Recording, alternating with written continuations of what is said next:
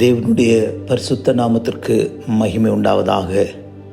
உங்கள் யாவருக்கும் நம்முடைய ஆண்டவரும் இரட்சகருமாயிருக்கிற இயேசு கிறிஸ்துவின் நாமத்தினாலே எங்கள் அன்பின் வாழ்த்துக்களையும் ஸ்தோத்திரங்களையும் தெரிவித்துக் கொள்கிறோம்.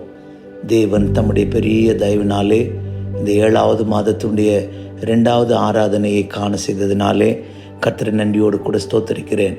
12 நாட்கள் இந்த மாதத்திலே கர்த்தர் கருணையாய் நம்மை காத்து இந்த 13ஆம் நாளை காண செய்த தேவனை நன்றியோடு ஸ்தோத்தரிக்கிறேன். கர்த்தர் நல்லவர், அவர் கிருபை என்றும் உள்ளது. அவருடைய மாறாத அவருடைய தயவுக்காக நாம் நன்றி உள்ளவர்களாக இருப்போம். கர்த்தர் நம்மை நடத்தி வருகிற எல்லா பாதைகளுக்கும் எல்லா வழிகளுக்கும் நம்மை நினைத்து நடத்துகிற வழிகளுக்காக நினைத்து கர்த்தருக்கு நாம் நன்றி உள்ளவர்களாக இருப்போம். கர்த்தர் நம்மை இன்னும் ஆசீர்வதிப்பாராக. கர்த்தருடைய நாமத்திற்கு மகிமை உண்டாவதாக. ஆண்டுடைய தயவினாலே இந்த மாதம் நாம் ஏசாயா தீர்க்கதரிசியின் புஸ்தகம் 35ஆம் அதிகாரம் 1வது வசனத்தை நாம் தியானித்துக் கொண்டிருக்கிறோம். ஐசையா 35:1.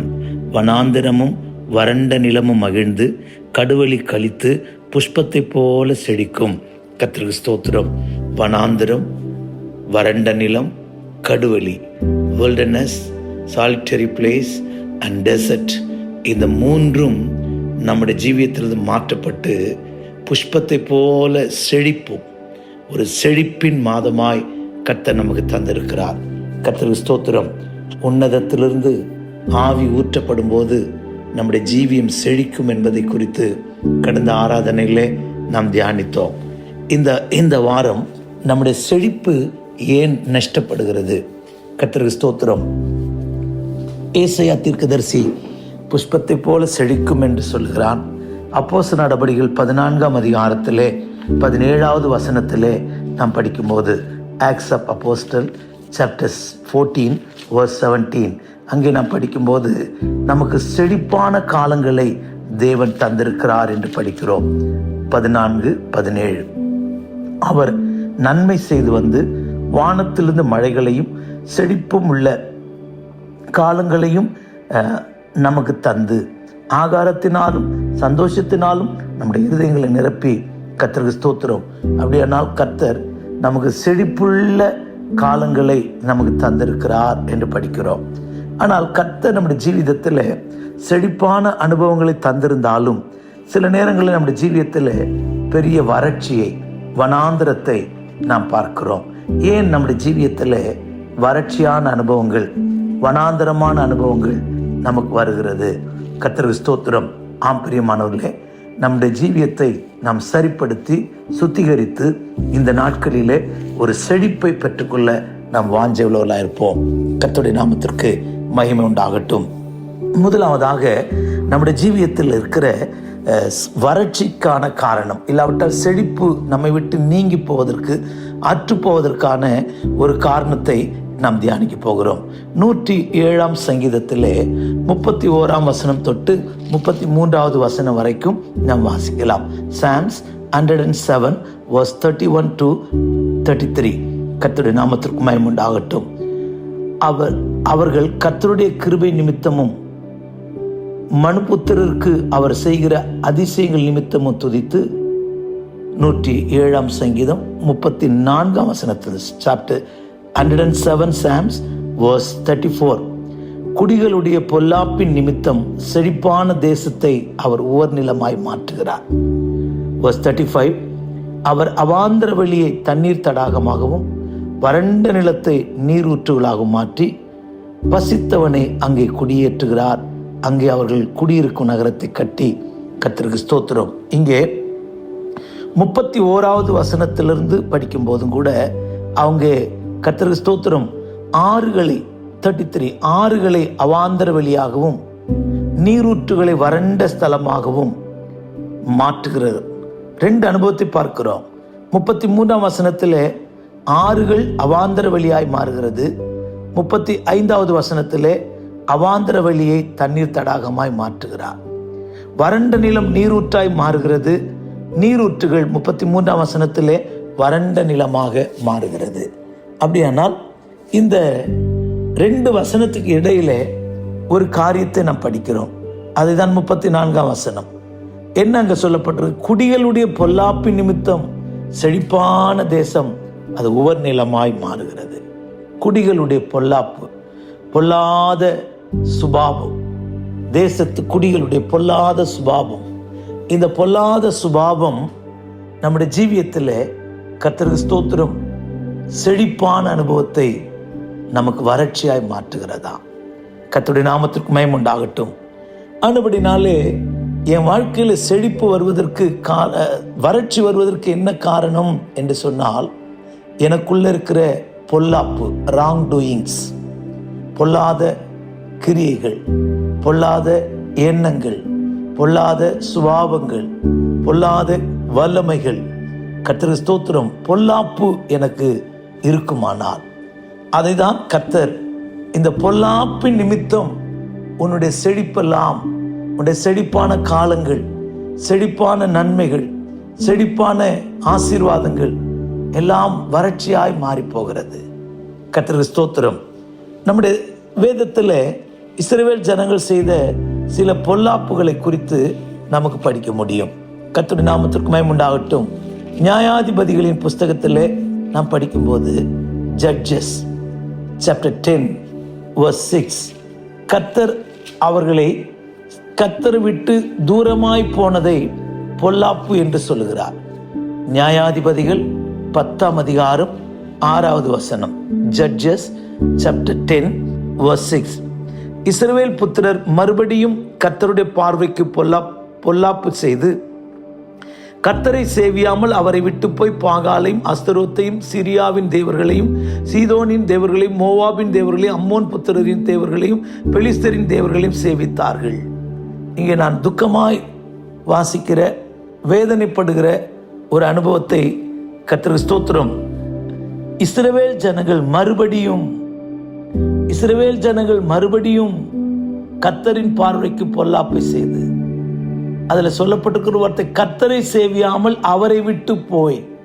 அப்படியானால் கர்த்தரை ஆராதிக்காமல் இருக்கிற அனுபவம் நம்முடைய ஜீவியத்தில் இருக்கிற ஒரு பொல்லாத சுபாவம், அது ஒரு பொல்லாப்பு. தேவனை விட்டு தூரம் போவது அது பொல்லாப்பு. கர்த்தருக்கு ஸ்தோத்திரம். எரேமியா தீர்க்கதரிசி கூட அதை தான் சொல்லுகிறான். நீதிமொழிகளுக்கு ஞானி கூட அதை தான் சொல்லுகிறான். கர்த்தரை நம்புகிறவனோ செழிப்பான். கர்த்தரை விட்டு விலகுகிற, தூரம் போகிற மனுஷன் யார்? எரேமியா சொல்லும்போது 17ஆம் அதிகாரம் எரேமியா தீர்க்கதரிசியின் புஸ்தகத்திலே 5வது வசனத்திலே, மனுஷன் மேல் நம்பிக்கை வைத்து மாம்சமானது தன் புயபலமாக்கி கொண்டு கர்த்தரை விட்டு விலகுகிற இருதயம் உள்ள மனுஷன் சபிக்கப்பட்டவன் என்று சொல்லுகிறார். அவன் அந்தர வழியில் கரளையாய் போன செடியை போலிருந்து நன்மை வருகிறதை காணாமல் வனாந்தரத்தின் வறட்சியான இடங்களிலும் குடியில்லாத உவர் நிலங்களிலும் தங்குவான். மனுஷனை நம்புகிறவன். இங்க இஸ்ரவேல் ஜனங்கள் செய்தது என்ன? அஸ்தரோத்தின் தேவர்களை, பாகாலின் தேவர்களை, மோவாபின் தேவர்களை அவர்கள் சேவிக்க போனார்கள். அதை தேவன் பொல்லாப்பாய் கருதுகிறார். கர்த்தர் ஸ்தோத்திரம். உன் தேவனாகிய கர்த்தர் ஒருவருக்கே நீ ஆராதனை செய்வாயாக என்று வேதம் சொல்லுகிறது. நம்ம ஜீவியத்திலே கர்த்தர் ஸ்தோத்திரம் பொல்லாப்பான சுபாவங்கள் இருக்குமானால் அதை நாம் இன்றைக்கு நம்மை விட்டு நீக்கி போடுவோம். பொல்லாத சுபாவம், ஜனங்களுடைய குடிகளுடைய பொல்லாப்பு நிமித்தம் செழிப்பான தேசம் உவர் நிலமாய் மாறிற்று. உன் வாழ்க்கையில், என் வாழ்க்கையில கர்த்தர் ஸ்தோத்திரம் வனாந்திரம் தண்ணீர் தடாகமாய் மாறணுமே, வனாந்திரம் ஆசீர்வாதம் உள்ளதாய் மாறணுமே, வனாந்திரம் நமக்கு செழிப்புள்ளதாய் மாறணுமே. ஆனால் நம்முடைய செழிப்போ இன்றைக்கு வனாந்தரமாய் மாறிக்கொண்டிருக்கிறதே, நம்முடைய ஆசீர்வாதமோ வனாந்தரமாய் மாறிக்கொண்டிருக்கிறதே. இதற்கு தேவன் அல்ல, கர்த்தர் தான். மீண்டும் கூட Psalms 107 verse 33 and 32, 33, 34 நீங்க படிச்சு பாருங்களேன். வேதனையா இருக்கிறது. ஆறுகளை அவாந்தர வெளியாகவும் நீரூற்றுகளை வறண்ட நிலமாகவும், 35ஆம் வசனத்திலே அவாந்தர வெளியை தண்ணீர் தடாகமாகவும் வறண்ட நிலத்தை நீரூற்றாக மாற்றுகிறார். இதுக்கு ரெண்டுக்கும் இடையிலே கர்த்தருக்கு ஸ்தோத்திரம் 35க்கும் 34க்கும் 35, 33, 35க்கு இடையில 34 தான் சொல்லப்பட்டிருக்கு. என்னுடைய வறட்சி செழிப்பாய் மாறுவதற்கும் என்னுடைய செழிப்பு வறட்சியாய் மாறுவதற்கும் எனக்குள்ள இருக்கிற பொல்லாப்பு தான் காரணம். கர்த்தருக்கு ஸ்தோத்திரம். என் பொல்லாப்பை விட்டு திரும்புவோமாக. கர்த்தரை விட்டு தூரம் போகிற அனுபவத்தை விட்டு திரும்புவோமாக. அந்நிய தெய்வங்களை சேவிக்கிற அந்த ஆவிகளை விட்டு நாம் திரும்புவோமாக. நாம் அப்படி திரும்பினால், நம்ம பொல்லாப்பை விட்டு திரும்பினால், கர்த்தர் உங்களுக்கும் எனக்கும் அவாந்திர வெளியை தண்ணீர் தடாகமாகவும் வறண்ட நிலத்தை நீரூற்றாகவும் மாற்றுவாராம். தேவ பிள்ளையே, உன்னிலும் என்னிலும் இருக்கிற அந்நிய தெய்வங்கள், அந்நிய வல்லமைகள், சங்கீதத்தில் படிக்கும்போது அந்நிய தெய்வங்களை நாடி தேடுவர்களுக்கு வேதனை பெருகும் என்று எழுதப்பட்டிருக்கிறது. வேதனை பெருகுகிற வழியிலே, வறட்சியான வழியிலே உன் ஜீவியத்தை நீ கழிக்காதபடிக்கு உனக்கு செழிப்புள்ள காலங்களை கர்த்தர் வைத்திருக்கிறார். இந்த செழிப்புள்ள காலத்திலே செழிப்பான நன்மை நீ அனுபவிக்கும்படி கர்த்தரிடமாய் திரும்பு. அந்நிய தேவர்களை உதறிவிடு, அஸ்தரோத்தை உதறிவிடு, பாகாலின் தெய்வத்தை உதறிவிடு. யெகோவா தேவனுக்கு நேராய் முகத்தை திருப்பு. உன்னுடைய வறட்சி மாறும், உன்னுடைய வறட்சி மாறும். கர்த்தருக்கு ஸ்தோத்திரம். இரண்டாவதாக 1 சாமுவேலின் புஸ்தகம் 12ஆம் அதிகாரத்திலே நாம் படிக்கும்போது 17 20 வரைக்குள்ள வசனத்தை படிக்கும்போது, இஸ்ரவேல் ஜனங்கள் ராஜாவை கேட்டது அது அவர்களுக்கு பொல்லாப்பா இருந்தது. இஸ்ரவேல் ஜனங்கள் எங்களுக்கு ஒரு ராஜா வேணும், மற்ற எல்லாரை பார்க்கிலும் எங்களுக்கு ஒரு ராஜா வேணும் என்று கேட்டார். 1 சாமுவேல் chapter 12 அங்கு படிக்கும்போது அது பொல்லாப்பா இருந்தது என்று படிக்கிறோம். கர்த்தருடைய நாமத்திற்கு மகிமை உண்டாகட்டும். 1 சாமுவேல் chapter 12 verse 20. சாமுவேல் என்ன சொல்லுகிறார்? கர்த்தருக்கு ஸ்தோத்திரம். verse 17 அதை முதல்ல படிக்கிறேன். அடுத்து 20ஆம் வசனத்தையும் படிக்கிறேன். இன்று கோதுமை அறுப்பின் நாள் அல்லவோ? நீங்கள் உங்களுக்கு ஒரு ராஜாவை கேட்டதினால் கர்த்தரின் பார்வைக்கு செய்த உங்களுடைய பொல்லாப்பு பெரியதென்று நீங்கள் கண்டு உணரும்படி நான் கர்த்தரை நோக்கி விண்ணப்பம் பண்ணுவேன்.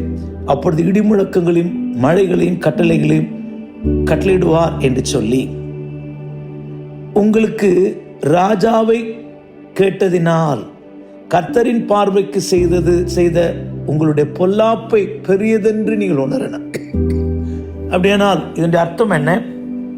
இஸ்ரவேல் ஜனங்கள் மற்றவர்களை பார்க்கிறாங்க, அவங்களுக்கெல்லாம் ராஜா இருக்கிறாங்களே, எங்களுக்கு ராஜா இல்லையே, எங்களுக்கு ஒரு ராஜா வேணும், எங்களுக்கு ஒரு ராஜா வேணும் என்று கர்த்தரை கேட்கிறார். சாமுவேல் துக்கிக்கிறார். சாமுவேல் இடத்துல கர்த்தர் பேசும்போது சொல்றார், சாமுவேல் நீ ஏன் துக்கமா இருக்கிற? அவர்கள் உன்னை தள்ளல, நான் அவர்களை ஆளாதபடிக்கு என்னை தள்ளினார்கள், நான் அவர்களை ஆளாதபடிக்கு என்னை தள்ளினார்கள் என்று கர்த்தர் சொல்றார். கர்த்தருடைய நாமத்திற்கு மகிமை உண்டாகட்டும். அப்படியானால் தேவன் சித்தத்துக்கு விரோதமாய் காரியங்களை கேட்பது அது பாவம். கர்த்தருக்கு ஸ்தோத்திரம். இப்ப 19ஆம் வசனத்தை பாருங்கள்.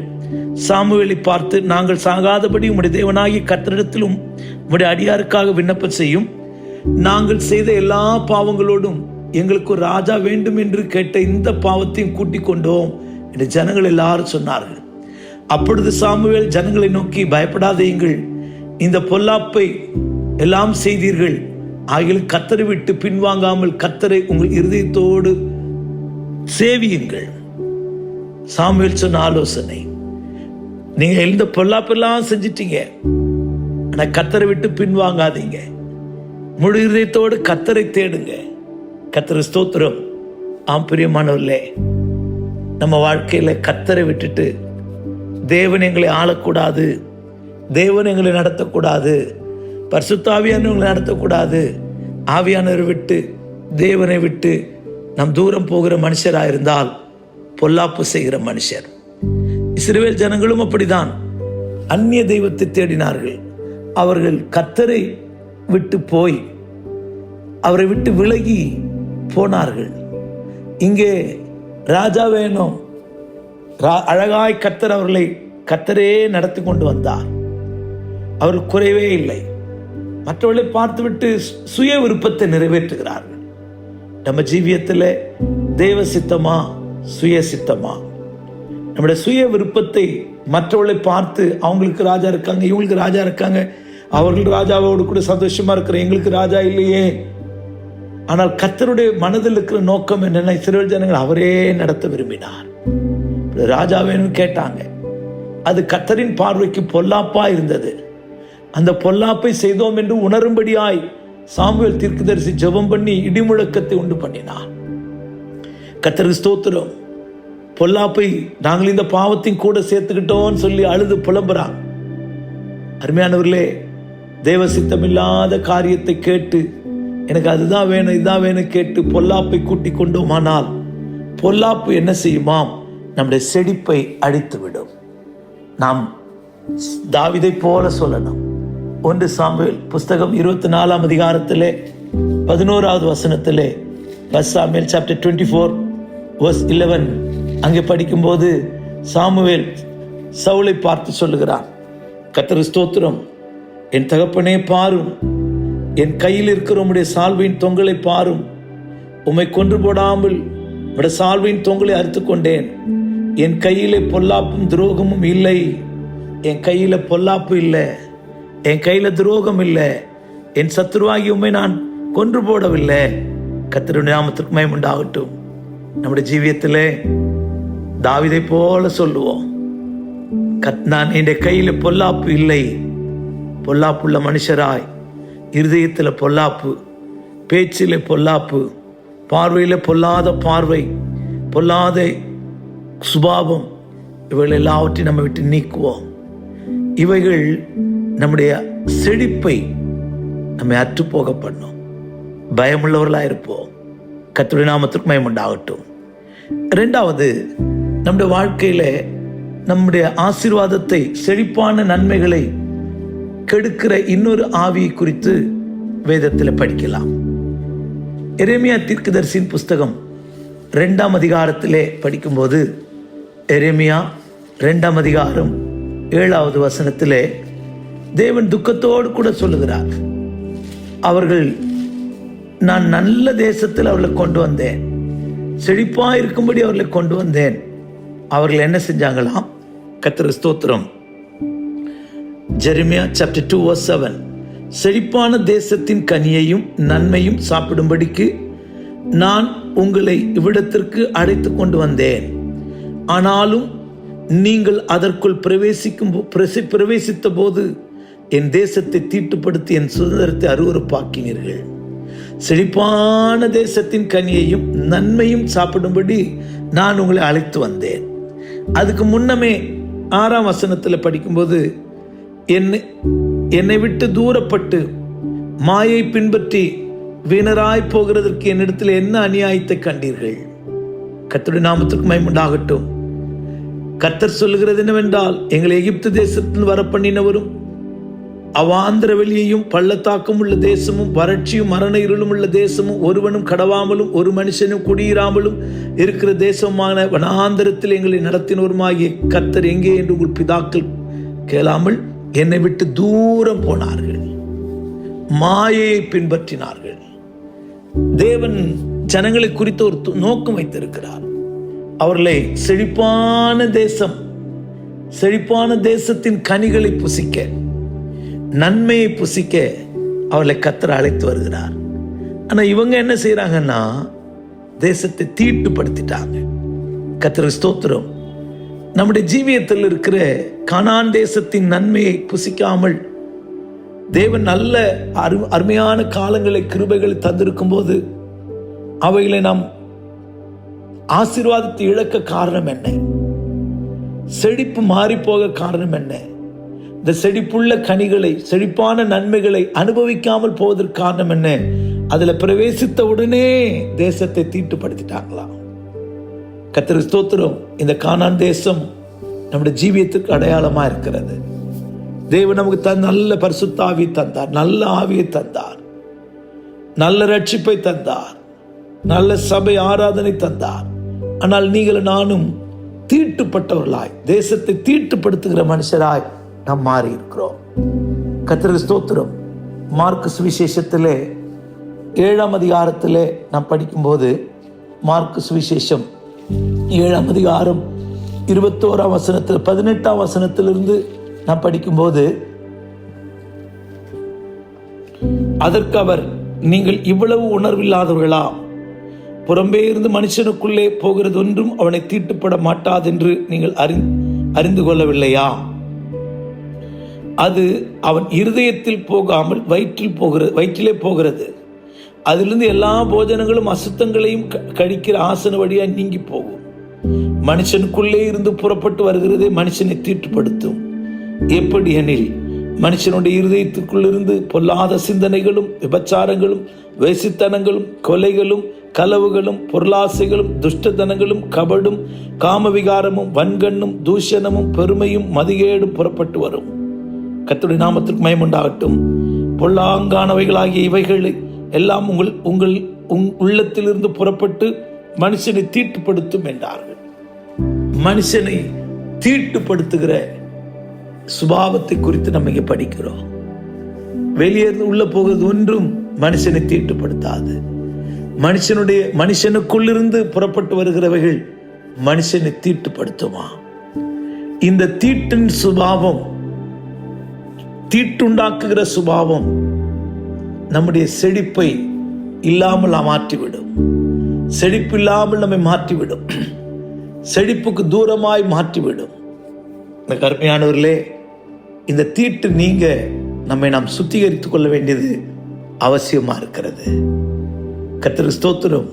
எல்லா சுத்தங்களையும், எல்லா தீட்டுகளையும், எல்லா அருவருப்பானவைகளையும் அறிக்கையிட்டு பாரும், என் உள்ளத்தை பாரும் ஆண்டவரே, ஆண்டவரே பாரும், ஒரு சுத்தம் எனக்கு உண்டாகட்டும், பரிசுத்தம் எனக்கு உண்டாகட்டும் என்று சொல்லி தீட்டுப்பட்ட சுபாவத்திற்காக நாம் மனஸ்தாபப்படுவோம். கர்த்தருக்கு ஸ்தோத்திரம். குடிகளின் பொல்லாப்பு செழிப்பான தேசத்தை உவர் நிலமாய் மாற்றிட்டு, செழிப்பான தேசத்தின் கனிகளையும் நன்மையும் புசிக்கும்படி நான் அழைத்து கொண்டு வந்தேன் என்று சொன்னார். உள்ள பிரவேசித்த உடனே தேசத்தை ஜனங்கள் தீட்டுப்படுத்திட்டாங்களா?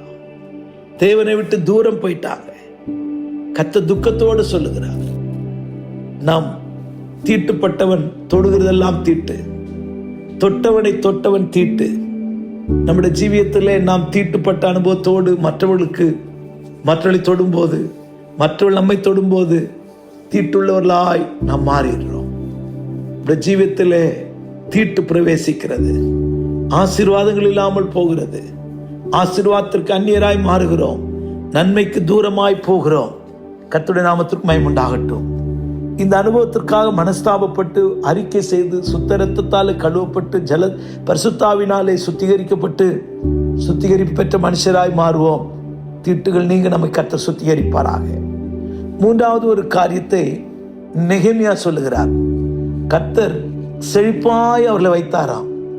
அவங்க செழிப்பான நாட்களில தேவனுக்கு ஊழியம் செய்யல. கர்த்தர் ஸ்தோத்திரம்.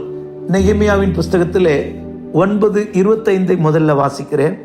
அவள் அரணான பட்டணங்களையும் செழுமையான பூமியையும் கட்டிக்கொண்டு சகலவித உடைமைகள் நிறைந்த வீடுகளையும் வெட்டப்பட்ட துறவுகளையும் ஏராளமான திராட்சை தோட்டங்களையும் ஒலிவத்தோப்புகளையும் கனிதரும் விருட்சங்களையும் சுதந்திரித்துக் கொண்டு புசித்து திருப்தியாகி கொடுத்து உம்முடைய பெரிய தயனாலே செல்வமாய் வாழ்ந்தார்கள். இப்ப செல்வமாய் வாழ்ந்தவங்க 35வது வசனத்திலே படிக்கும்போது, அவர்கள் தங்கள் ராஜ்யத்திலும் நீர் அவளுக்கு கொடுத்த உம்முடைய பெரிய தயையிலும் நீர் அவர்களுக்கு முன்பாக திறந்து வைத்த விசாலமும் செழிப்புமான தேசத்திலும் உமக்கு ஊழியம் செய்யாமலும் தங்கள் துர்க்கர்மங்களினாலே கர்மங்களை விட்டு திரும்பாமலும் போனார்கள். இதோ இன்றைய தினம் நாங்கள் அடிமைகளாயிருக்கிறோம். இதோ பலனையும் நன்மையும் அனுபவிக்கும்படி நீர் எங்களுக்கு பிதாக்களுக்கு கொடுத்த இந்த தேசத்தில் தானே நாங்கள் அடிமைகளாயிருக்கிறோம். 37ஆம் வசனத்திலே நாங்கள் மகா இக்கட்டில் அகப்பட்டிருக்கிறோம். கர்த்தர் ஸ்தோத்திரம்.